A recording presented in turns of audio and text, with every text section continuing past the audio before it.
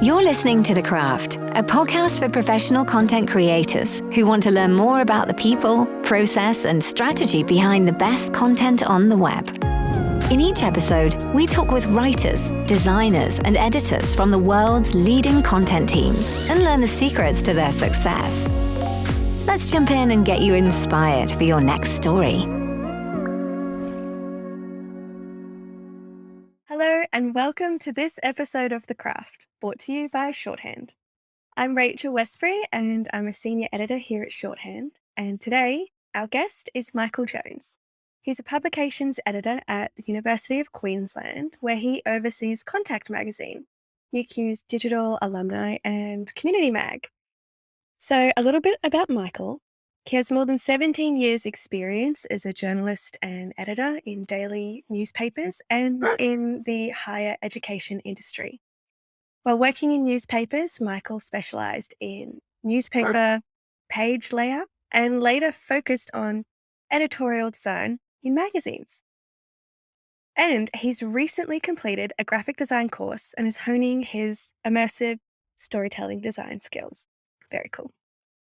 Fun fact about Michael, some of his story designs have twice been finalists for Best Education Story in the Shorthand Awards. So he's got some serious skills.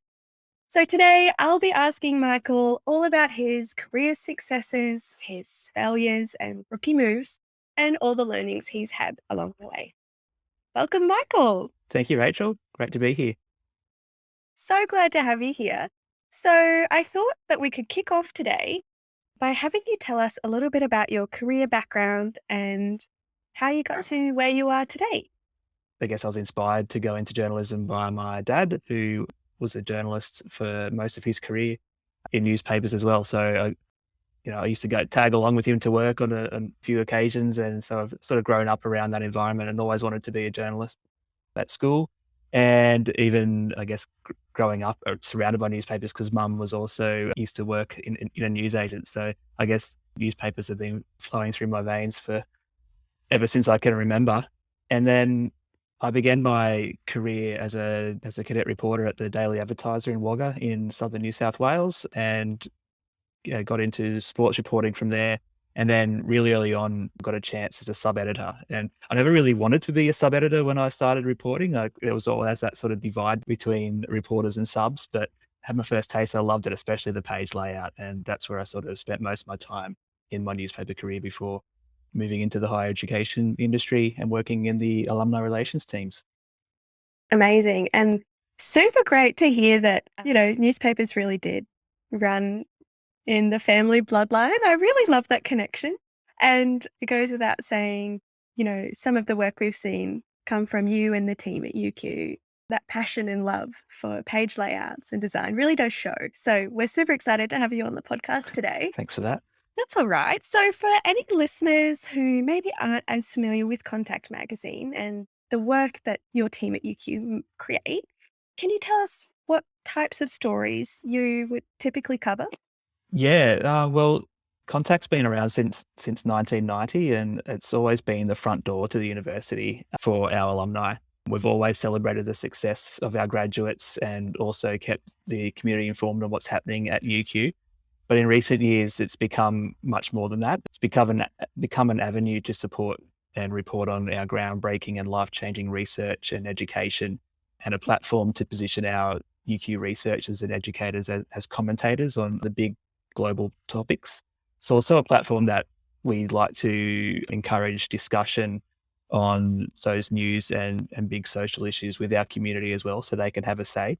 But just this month, for example, we've published a really vast array of stories already, from graduates who are starting their own ventures, wheelchair rugby stars who are putting parasports in the spotlight, a deep dive into understanding the US gun debate, in helping Australians understand what's happening in that political space. And even then, a story we've just published about whether it's possible to communicate with aliens. So there's just such a wide array of content that we produce, and it's really fun and exciting all the time. That's amazing. And it's incredible that, as a publication for a higher education institution, you're able to, I guess, cover that breadth from research to sport to the big questions that maybe the typical news outlet couldn't cover. And sounds like you guys have a lot of fun with Yeah, it. we do. There's just so much happening at UQ, and there's just so many great stories to tell. It's really inspiring at times to come home and think, oh yeah, we just did this story about these amazing graduates or researchers who are just making such a difference in the world. So it's fantastic to work in that space. That's amazing. Now, before we go on, I just want to add a little disclaimer. Please excuse our Chief Marketing Officer here at home. She's decided to join the podcast today. So if you hear any barking in the background, that's just my dog, and I apologize. All right. So, as promised, we're going to dive into some of your defining career successes, whether that be a standout piece of content, a winning strategy, or anything else in between. So, Michael, thinking about the span of your career so far, what successes stand out to you and why? Yeah, well, I guess the one thing I've really been proud of in my time at UQ especially is being part of the team that was able to help reposition our approach to content with Contact magazine. Traditionally, Contact was always a print first publication, and we would release often 2 editions a year in the print mag, but we've really adjusted and had to shift our approach to make it a digital first publication, just to of course, to follow what's happening everywhere over the last sort of decade. But a key part to that, and I touched on it earlier, was generating regular, timely, audience-led content. And this meant understanding our audience demographics and their needs better. So a key takeaway from that process was that we found that our audience were craving content that followed the big issues in the news cycle. And while we didn't have a large news team on hand to really get into those day-to-day reporting of those big issues, what we did have was world-leading experts on almost any topic imaginable. So our goal was to start using Contact as an avenue to position our researchers as expert commentators on those issues. You know, we've always told alumni stories well, but a university mag, I think in this day and age, needs to be so much more than that. The media has changed so much in terms of what's considered traditional news, and I think our audiences are looking for those trusted sources. So why shouldn't the community come to a university to get those expert analysis on the big topics facing society, which is universities are the epitome of a trusted organization with so many experts on hand. And the COVID-19 pandemic had just hit when we launched that new strategy as well. And, with COVID dominating our content for most of the year, we did at times fear that people might have got COVID fatigue in terms of how content was going. But we saw that the opposite actually happened, and our engagement stats soared that year, and they've been rising steadily ever since. So I think that was a great testing ground to show that this new content strategy does work. And been super proud of the way that that's been happening over the last couple of years. That's amazing. And I mean, I guess for your readers, knowing that they can, if they have a question or a big topic that's in the news and quite timely, that Contact is able to offer up that expert analysis in a way that it's not hour by hour.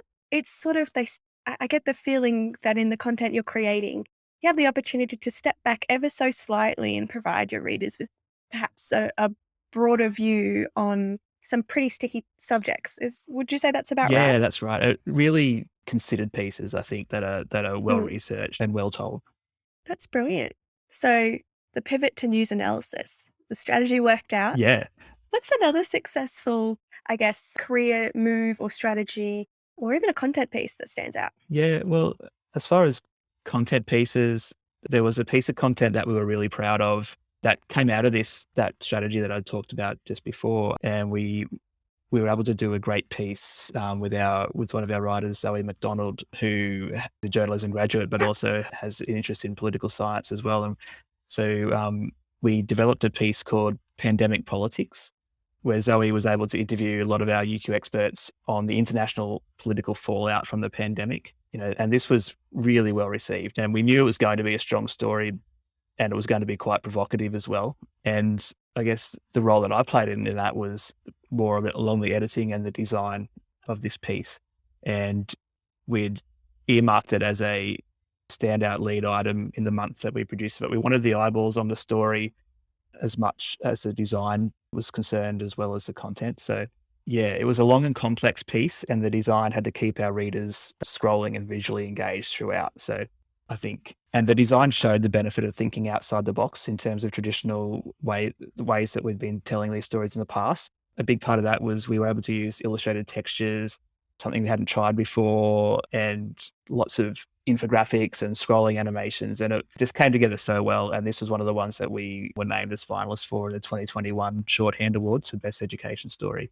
And this was actually a catalyst for our regular commentary and analysis pieces that we've done since. So I guess this was the first time we'd done something in this way, and it was so successful, and we were able to use that approach on some of the future stories that we've done since then. And some of our most engaged pieces have come from following this style. Yeah, amazing. I do recall the pandemic politics piece standing out to me because of that visual styling you used. It was very distinct and super well executed from the visual standpoint.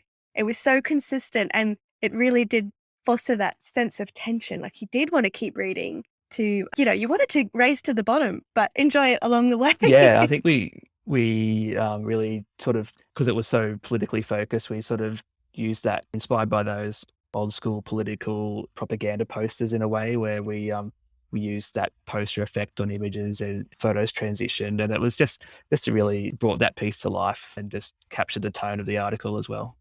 Brilliant. And so, would you be happy to share maybe one more standout piece of content or a another success that you've had in recent years? Yeah, the last year, I think another really standout piece that I was so happy to work on was a piece we did called Catching Serial Killers.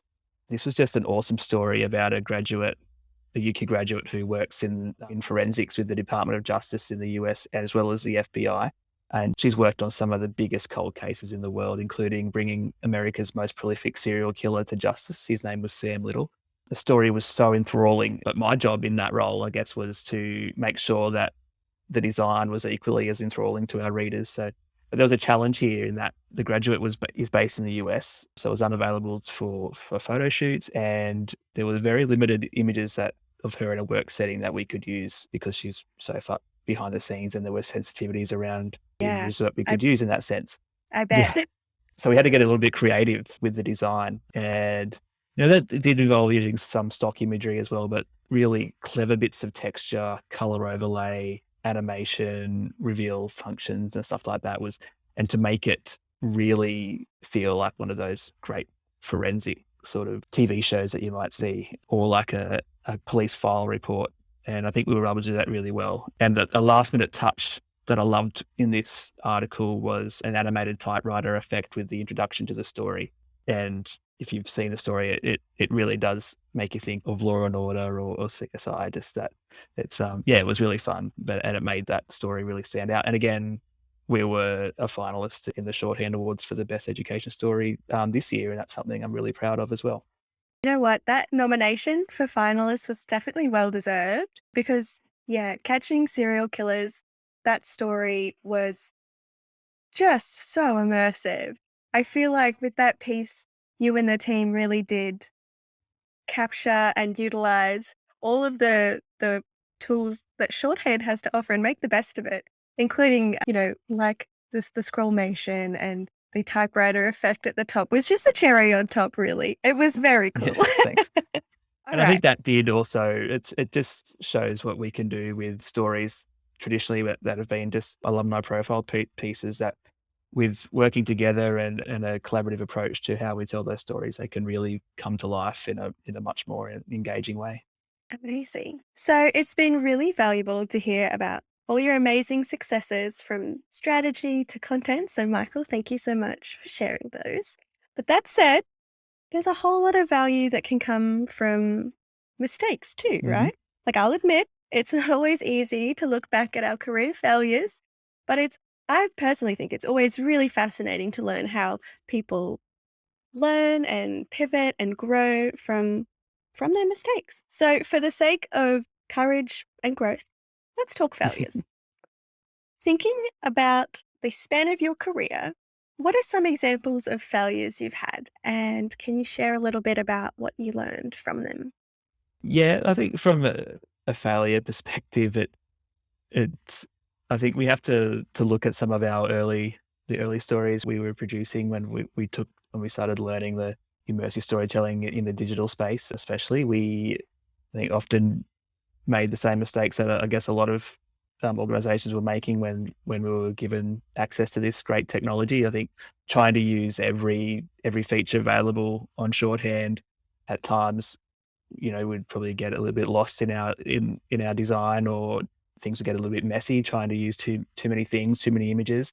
Optimization mistakes was a big one that we learnt from using not optimizing our images and digital assets accordingly to make sure that the file size of the story was easily downloadable and viewed by our audiences. Oh, that one's such a Yeah. killer. So, Yeah. and accessibility issues as well was a key learning that we've had to make. And then, yeah, I guess following just basic design principles when we are planning a story from the start, I think was a lesson that we've learned as well. Coming in with a plan and being prepared and executing it well is something we've really learnt to do in recent years. So, Michael, before we go on to the next question, I just wanted to pause here and ask if you wouldn't mind sharing a little bit more about how, on a practical level, you go into that design process and what it looks like to go into a story design with a plan in mind. Yep, definitely. I think in most senses, when it comes to my process with designing an editorial story, it really comes down to understanding what content you have. So that's not just the written words, but it's images, it's digital assets, it's statistics, infographics, that sort of stuff. So I basically follow a three-step process when going into developing a story, and that's carefully selecting and curating images, understanding where they're going to be used, and plotting them out in thumbnails. I'm still old school and use a sketchbook at times. And then going through the story, going through the images and trying to understand a common theme. And that common theme will then dictate the style and tone of the design, whether, that comes down to the textures, overlays, color choices, dark versus light, that sort of stuff. And then the last step that I like to use, I call a bit of pizzazz, or like, as an old editor of mine used to describe it, a touch of Vegas. And that's to generate some form of something interactive or something that makes the reader stop and go, wow. And yeah, that's a basic step by step of what I like to do. And just before even getting onto the platform to build an article. Amazing. I love the touch of Vegas. I think I want to bring that into my content development planning now as Yeah. well. It's like the basics are there, but how can I add Yeah. that pizzazz? Well, A little bit of I can't Vegas. take credit for that one. That's, as I said, it's an old editor of mine used to use it, but I used to overhear him talking to the designers while he was like planning a front page. So yeah, I always loved that one. How can we add some Yeah. Vegas? Yeah. Well, shout out to your old editor for some inspo there. That's just so good. Okay. So this next question, Michael, it's a little bit tongue in cheek, but I think it's certainly worth an ask. We've all been the rookie before, and we've all made cringe-worthy mistakes on the job. I know I have. I'm sure you have. I'm sure our listeners have as well. So I wanted to ask you, what's a rookie mistake that, in hindsight, is kind of funny? Right. There's been a lot, and those ones that you sort of think about all the time when you go back and you keep cringing about it, but there's nothing that can be done. Those mistakes have been made. I think one that stands out was as a cadet reporter, and I went out to do a photo shoot and interview, and I took a camera and went to take the photos, and I had no battery in the camera.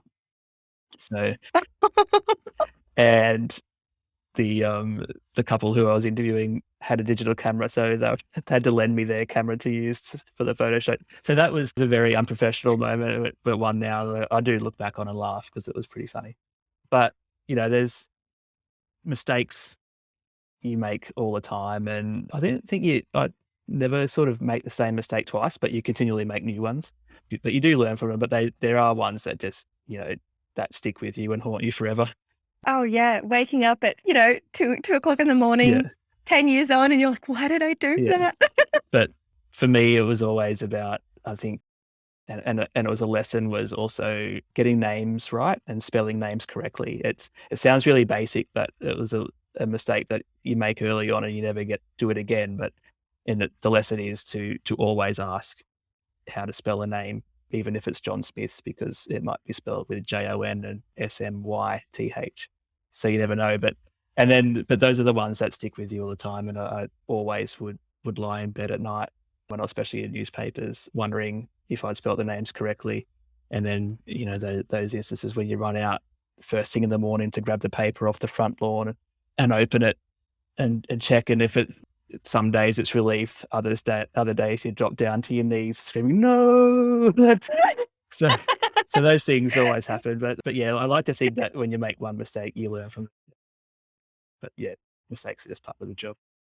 Thank you so much for being willing to share about those rookie mistakes because, yeah, checking names is just one of those ones. I've had very similar experiences, I have to admit, Michael. And Smiths with a Y, they exist and they're out Yeah, there and they'll get yeah. you.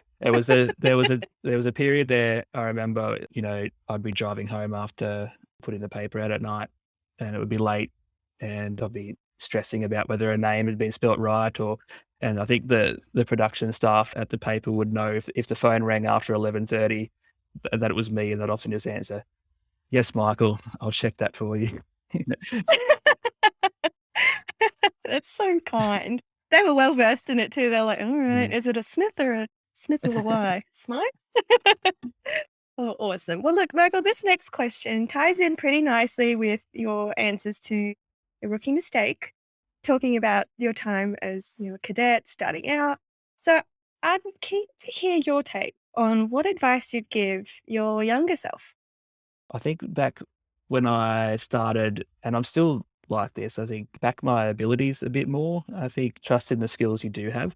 Was very reluctant, especially as a reporter, to tackle the big stories, or, just because I didn't think I was up to it, or I didn't have the background to do that. And I think I may have missed out on a few opportunities there to cover a few things that would have been really great.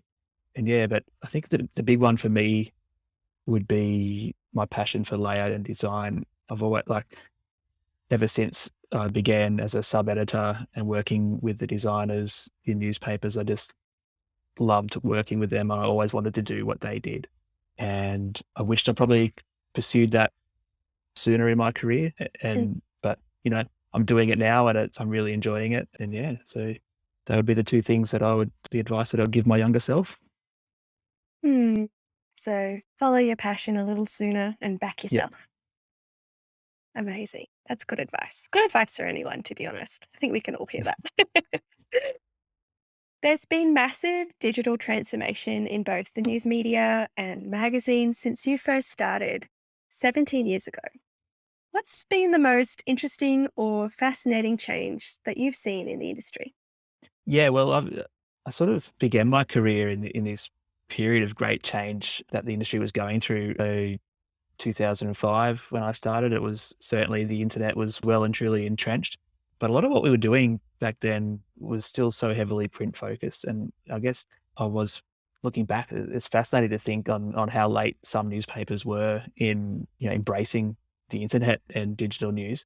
But in saying that, it's just been absolutely fascinating to see the way that journalists approach their day-to-day work now. I guess we back when I started, you'd go and do a story, often with a photographer, and your job was to get the story. Their job was to get a couple of photos, and then you gave those bits of content to the sub editors, and they'd put it on a page, and the paper would come out. Today, journalists just have to be able to do it all.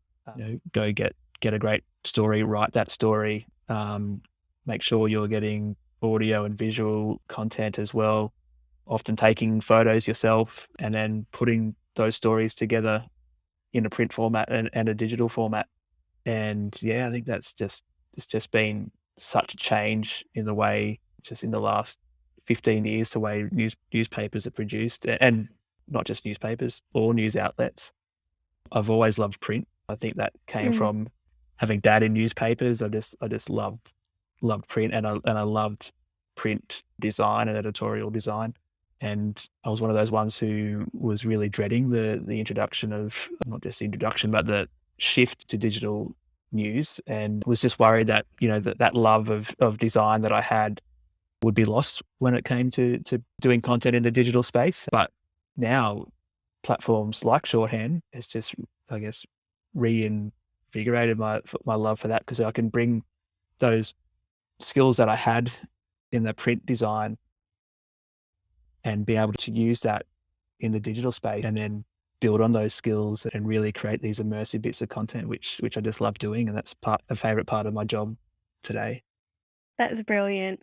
That's just spot on there about being able to bring, I guess, your passion for design, which started on a 2D plane in terms of it's a flat sort of thing that you're working with, and in terms of layouts. And now, I mean, the work that you and the team at UQ are producing it's truly immersive. It feels 3D. You've got things leaping off the pages. You've got, video and audio, and I think your passion for that design aspect really does show through in the stories that you and the team create. So I'm sure that transformation would have been tricky to wrangle, but I'm certainly glad that you stuck with it, because where you've landed is an excellent middle ground, Thanks. working across both. Thank you. So this next question ties in pretty nicely, Michael, especially when we're talking about digital content on the web. So I'm keen to hear your take. What's your favorite piece of content on the web? Yeah, well, that's a good question. There's so many awesome, immersive stories that I just love viewing, and I'm taking little bits of inspiration, cherry picking bits and pieces here and there. I love the things that stuff.nz produce using the Shorthand platform. Their long form feature stories are always so well done, so well planned and thought out. And there's certainly been things that I've been inspired to try with the stories that we do. Another one that really stood out to me a few years ago was a great piece by the New York Times called "Four of the Best Olympians as You've Never Seen Them."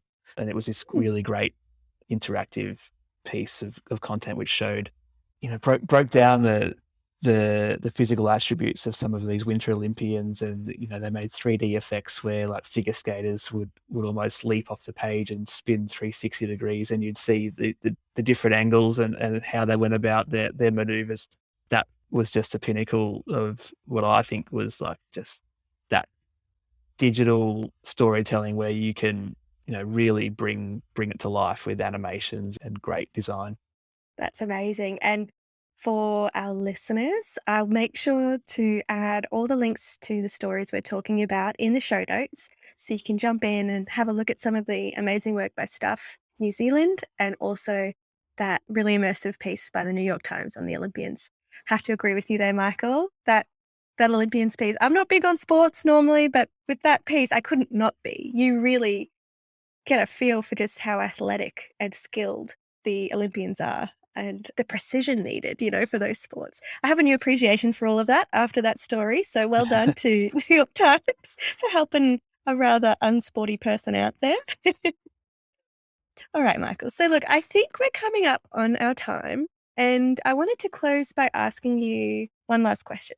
If you had a captive audience of 100,000 people and a microphone in your hand, what would you want that audience to know about you, your work, or your approach to storytelling? Ooh, good question. Well, I think just for me, I just want people to know that I'm passionate about the work that I produce. I guess I'm known amongst my colleagues as a perfectionist. So, I do really like to take care and make sure that every little pixel is right before the story goes out. But I think in that case, I'd love people to know that, I'm considered in my approach to stories that we produce, and that your story is in good hands if it comes to us to produce it. Amazing, and that's certainly true. In very good hands with you and the team. You're producing some amazing work. Well, Michael, thank you again for joining us today on this episode of The Craft.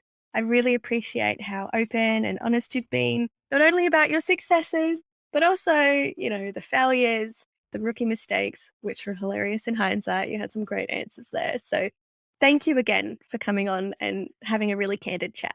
No worries, Rachel. Thanks so much for having me on.